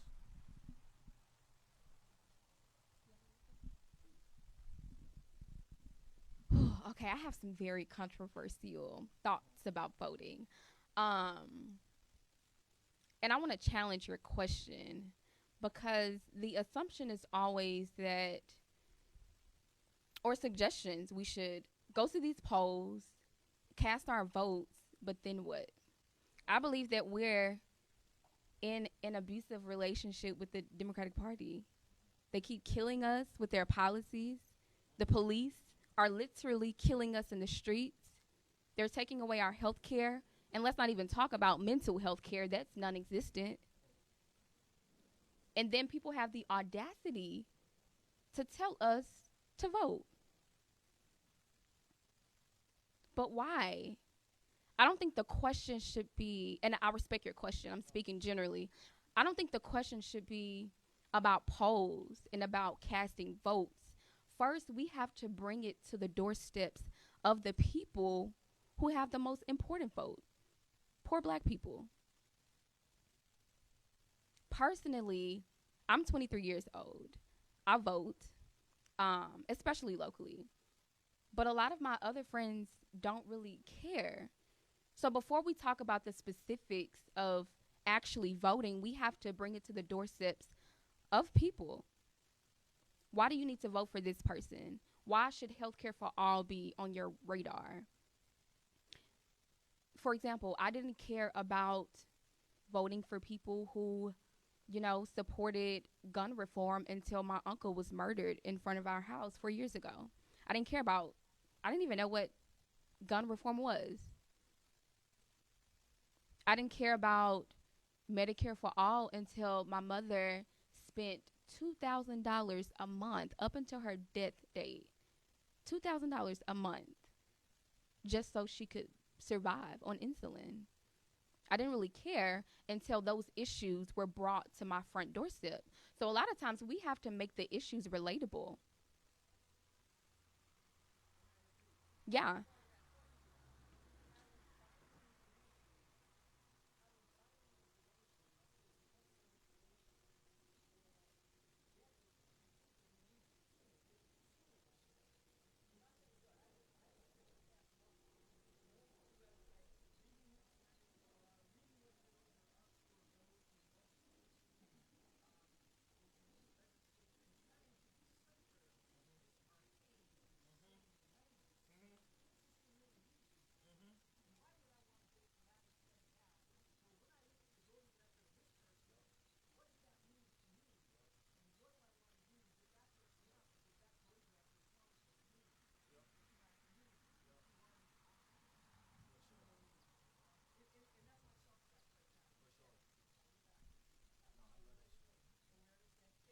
Yeah. Absolutely. Thank you so much for your feedback. I would say in my experience, in my organizing experience, canvassing has been really effective. It's literally going door to door with a one pager, with information, with voter registration forms, coming to the literal doorsteps of people's homes, giving them information, registering them to vote. And anybody can canvass. You don't have to be a part of any specific organization to canvass. It will be more helpful and structured to do so. But the equity, the equity, but the Equity Alliance is a great organization that does that work on the ground.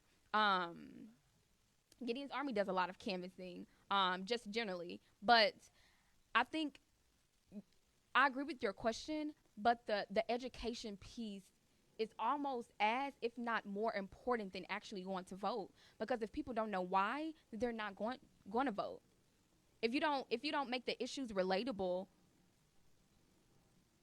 how will people know what to vote for, who to vote for? You have to, political education in general is, like I said, probably more important than the actual action steps, because if people don't know what's going on, how can they take the action to do so? Malcolm X has a quote that says, one of the biggest mistakes of our movement is trying to organize a sleeping people. You have to wake people up first, and then you'll get action. Why do you think that everybody has been protesting for literal weeks, every single day? It's been like 21 days plus that people are protesting and organizing on the ground, because people are now understanding how these issues work. Now, before, books didn't just, come into existence yesterday. They've been around, but now people are actually reading. Now people are actually knowing how the issues work. You cannot put a book in front of a person who is uninterested about the political atmosphere in this country and tell them to go vote. They're not going to. They're going to look at you crazy.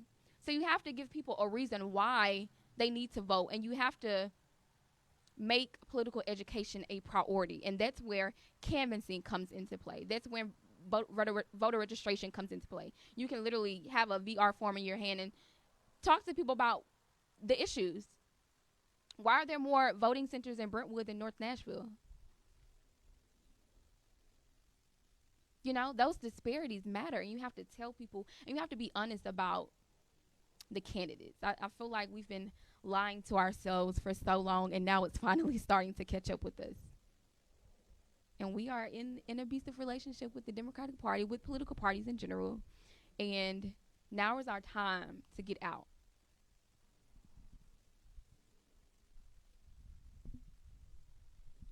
And then I wanted to cue up one more thing for not only the people on the stage, but you all too. And I think that's a beautiful question, and I think you're in a beautiful place of engaging in a chaotic system. And I also want to frame it like that system is not created for us to be able to participate or track. So you're literally doing something that is not set up to do, and that's why I wanted to center a people's process, right? If I can even go even deeper, our budgets, the 3 budgets that were submitted, the 2 that was submitted by the chair of the Finance Committee, Bob Mendez, and the one that was submitted by our Mayor Cooper, were all 700 pages long. And if you were not educated in budgets or an accountant, you would not have been able to understand where your tax dollars go. So that's a system that is not people-centered. So I think at the core of your question is that the system is literally not made to where somebody who is working a 9-to-5, who has maybe 2 40-hour jobs, can sit down and understand who to vote, right? We have taken that and made it into a popularity contest, and in order to counterbalance that, it's going to take organizing at the community and at the people level to where you all can work together to identify who somebody is, because you're not going to be able to do that on your own. It's going to be impossible, right? And so I think that's what I was trying to center in when talking about the system. It's not created to where we can fully participate in this democracy and literally live. We've got one more question from online. So Jackie Shields has a question for Pastor Keith. What needs to happen in our many predominantly white congregations in Nashville and surrounding communities to engage in ways that will lead to relationships with black people rather than in-house discussions about black people?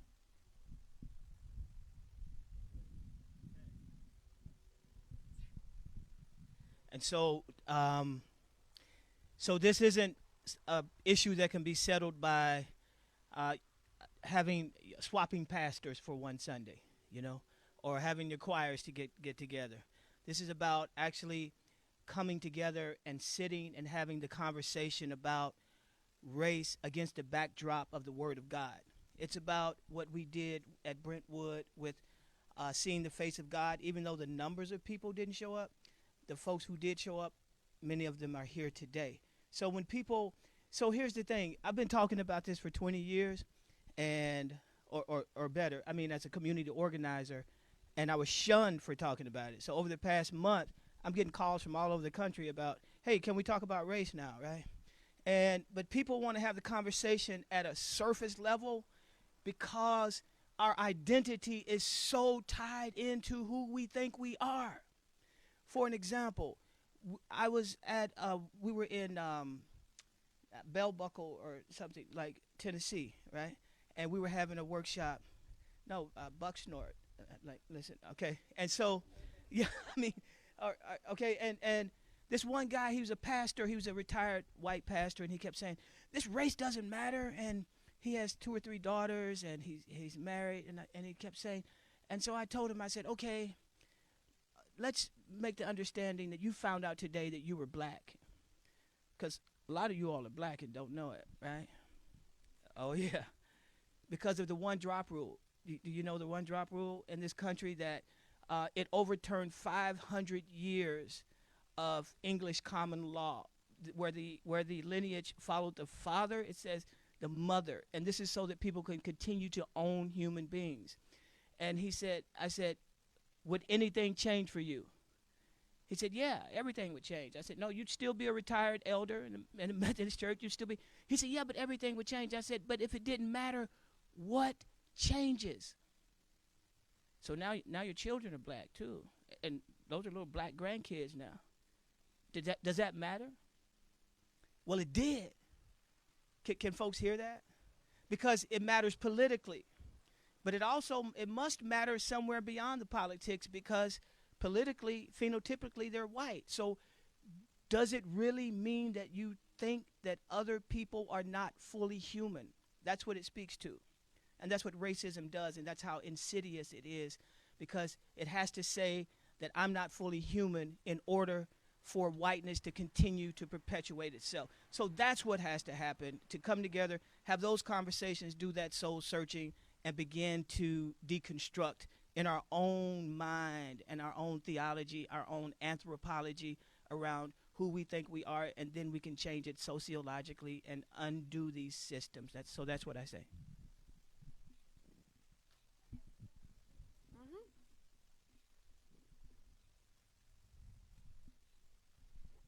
Okay, now I'm not a pastor by any means, but I think in regards to the church, I have personal experience with a church here in Nashville that I will not name, but I left the church because of a really traumatic experience. It was a predominantly white church, and it was Black History Month. And at this particular moment in the service, we were told to stand for the singing of the Black national anthem, Lift Every Voice and Sing.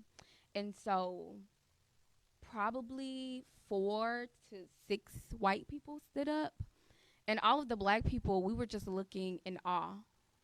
They literally refused. The pastor asked them several times to stand, and they literally refused to stand up.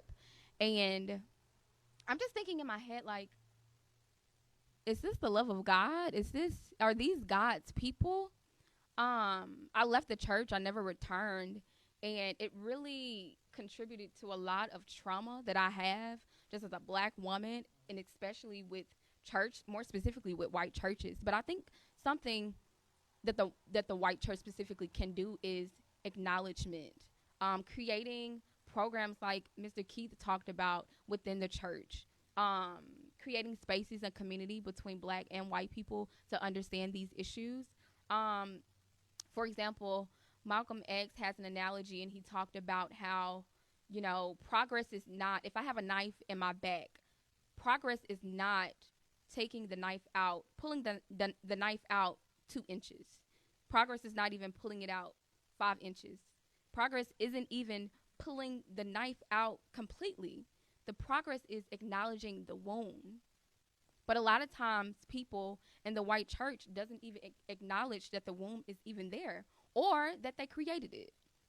And so I think acknowledgement is a big piece. That can look like a lot of different things. Like I said, creating spaces, programming within the church. But I think acknowledgement is the big thing.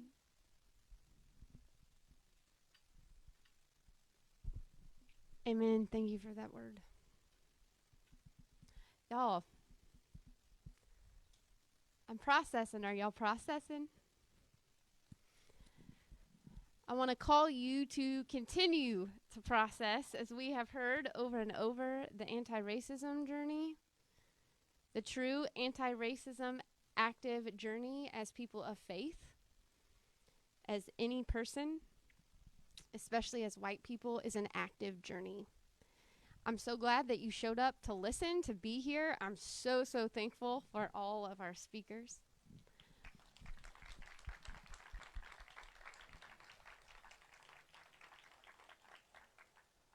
And I hope that this is not the end for you. I hope that this is a step, that you hear what the next steps were from our speakers, and that you continue your work of anti-racism. And if I can be of any help in that, please let me know. I would love to. Thank you all again for being here. And can we give one more standing ovation for all of our speakers?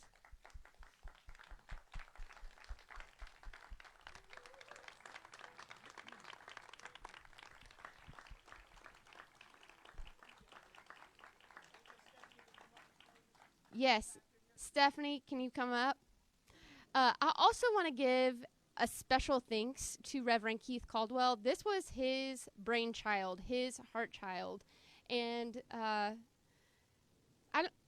it's just so selfless how you enter into white communities and speak in such a way of love and grace. So thank you forever and always for that.